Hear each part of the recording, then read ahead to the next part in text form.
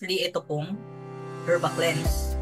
Okay? So, ito pong Herba Cleanse, napakaganda po, no? Kasi, ito po pang detox po, pang natural detox ng katawan natin, and pang colon cleansing din po.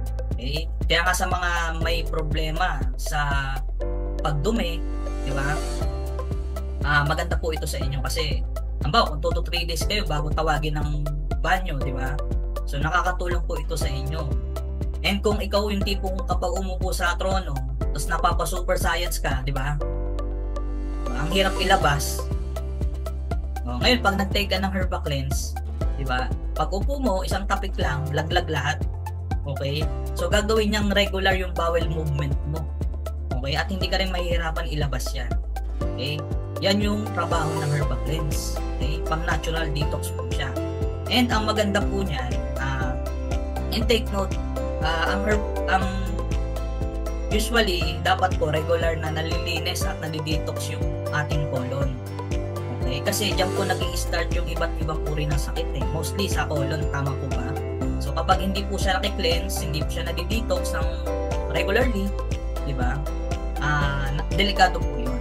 Okay? So konting trivia lang po, alam niyo po ba na before pandemic, mataas po yung case ng mga nagkakaroon ng colon cancer.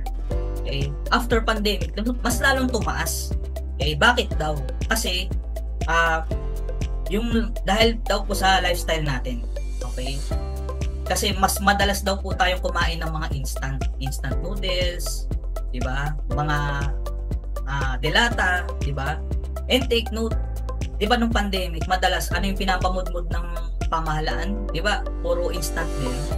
So, ngayon, dahil puro instant na tayo, puro delata, yung delata na yun kasi, merong nilalagay doon na tinatawag na sodium nitrate. Okay? Para maprotektahan yung lasa at yung sarap ng delata. Kaso, yun naman yung nagkukos ng carcinogenic at gustong-gusto po yun ng cancer cells natin. Okay? Kasi pagkapanganak pa lang po sa atin, may cancer cells na talaga tayo, parang bad bacteria. Hindi lang sila dumadami kasi kinokontrol sila ng katawan natin. Kaso, ang nangyayari, tayo rin yung dahilan kung bakit sila dumadami. Okay? Tayo rin yung dahilan kasi imbis na naggugulay-gulay tayo, 'di ba, isda, ang nangyayari, puro na lang tayo delata, puro na lang tayo instant. Okay? So, delikado po 'yun, okay? So, ang trabaho ng herb kasi mahirap pong i-detox dun yung carcinogenic na 'yon. So, ngayon ang trabaho ng Herba Cleanse, tutulungan tayo para ma-resolve siya. Okay?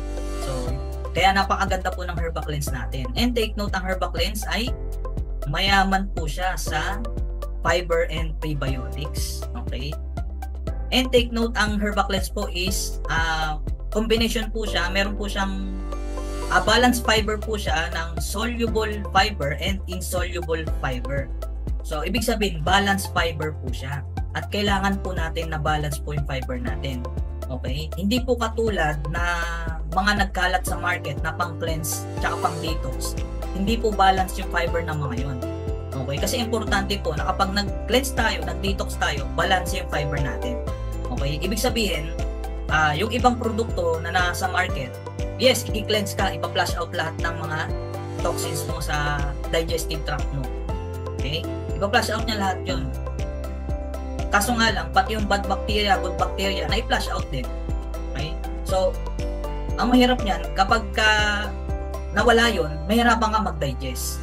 Okay? Ngayon, pag hindi ka na nag-take ng pang-cleansing, pang-detox, magiging constipated ka na.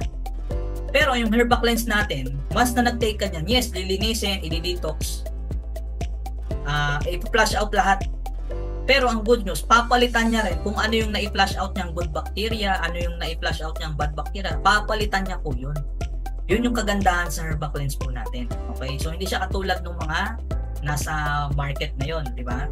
So, ngayon, ito example. Ito po yung colon natin. Ito po yung digestive system natin. So, ito po yung small intestine. Okay? Ito pong wall na to, ayan. Ito po yan. Okay? At itong part na to, kapag zoom mo yan, ito po siya. So, ano meron dyan? Nandyan po yung cells na nag-a-absorb ng mga nutrients na pinapasok natin sa katawan. Okay? Ngayon, for example, ganito. Halimbawa, 4 kayong magkakaibigan. Meron kayong sinubukang supplement. Sabay-sabay kayong bumili, sabay-sabay din kayong gumamit. Okay? And then after a week, diba, nagkita-kita ulit kayo, nagkamustahan kayo. Kumusta? Umepekto ba sa'yo yung supplement, yung produktong tinry mo? Si friend A, umepekto sa kanya. Si friend B, umepekto din. Si friend C, umepekto din sa kanya. Pero pagdating sa'yo, hindi umepekto. Bakit kaya? Okay? Meron po kasi tayong tinatawag na, ito po, dito po sa wall na to, ito po yung kadalasan na may mga nai-stack na dumi na matagal nang nandyan. 5 years na, 15 years na, 10 years na, nandyan pa rin. Hindi siya nadidetox, hindi siya nalilinis. Okay? Ngayon, kapag puro dumi na yan at kumapal na yan, diba? Kasi ang tagal nang nandyan eh. Etong nag-absorb ng nutrients, etong cells na nag-absorb ng nutrients, diba? Hindi niya na magagawa yung trabaho niya kasi bakit? Barado na eh. Okay? Na-block na ng mga dumi. Okay? Kaya ngayon, pag nag-take ka ng supplement or anything na mayaman sa nutrients, dadaan lang yan dito. Lalagpasan lang itong part na yan. Diba? Parang ilalabas mo lang yan sa inidoro. Diba? Sayang yung nutrients, hindi na-absorb ng katawan mo. Okay? Ngayon, ang trabaho ng Herba Cleanse, kakaskasin niya, babakbakin niya kung ano man yung dumi na nandyan. Lilinisin niya. Okay? Ngayon, kapag nalinis niya na yan, ano mangyayari? Next time na mag-take ka ng supplement or anything na pagkain, product na mayaman sa nutrients, ma-absorb na ng katawan mo. Ma-absorb na ng cells mo. Kasi bakit? Malinis na eh. Diba? Kaya nga itong Herba Cleanse, ito yung pinaka-last na pinakita ko. Kasi para bago ka mag-take ng Herba Barley, Herba Choco, Herba Coffee, ito muna. Mag-Herba Cleanse ka muna. Iko-correct muna natin yung digestive system mo. Okay? Kasi baka mamaya, nag-take ka ng barley, di ba? Hindi pa pala siya na-cleanse yung ito mo. Hindi mo ma-absorb yung nutrients. So, dapat mag-Herba Cleanse ka muna. Okay? So, ganun kaganda yung Herba Cleanse. Nililinis niya literal. Okay? So, tingnan nyo naman, di ba? Sobrang ganda ng ating mga products. Ano yung una? Barley. Pangalawa, Choco. Pangatlo, Coffee. And itong Cleanse. Lahat ng nabanggit ko, lahat ng pinresent ko ngayon, sobrang nakakatulong sa katawan natin. Okay? Ganito ang routine. Paggising mo sa umaga, empty stomach, i-take mo yung barley. Okay? So, 1 hour bago ka mag-breakfast, dapat makapag-take ka na ng barley.